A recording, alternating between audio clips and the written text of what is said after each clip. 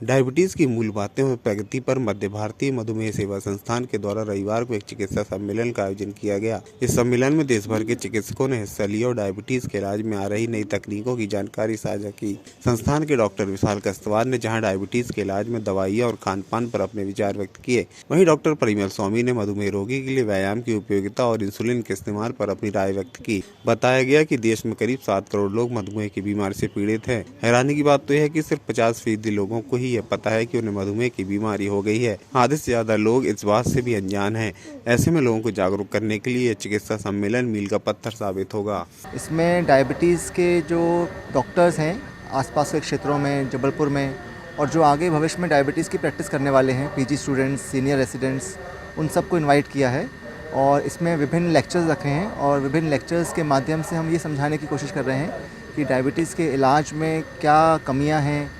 इलाज में क्या गलतियां हो जाती हैं, डायबिटीज़ के इलाज में भोजन परिवर्तन, व्यायाम, योगा, नई दवाइयाँ का क्या महत्व है और डायबिटीज़ किस तरह से धीमे धीमे बढ़ने वाली बीमारी है और इसके रोकथाम के लिए डॉक्टर्स क्या क्या करें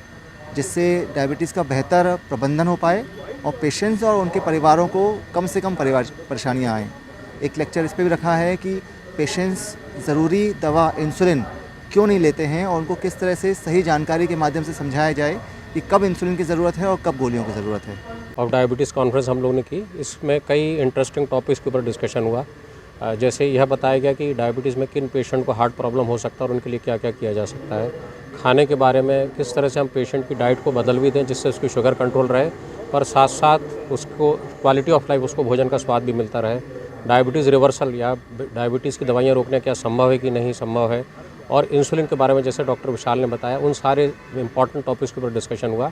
और जो हमको अभी तक फीडबैक मिला, लगभग 200 से भी ऊपर रजिस्ट्रेशन इसमें हुए थे और सभी लोगों ने, चाहे वो पीजी डॉक्टर्स हों जो अभी पढ़ रहे हैं और जो सीनियर कंसल्टेंट हों, उन्होंने सभी ने संतोष जाहिर किया कि इस कॉन्फ्रेंस में आने पर उन्हें काफ़ी नई जानकारियाँ और इंटरेक्शन उनके साथ में हुआ।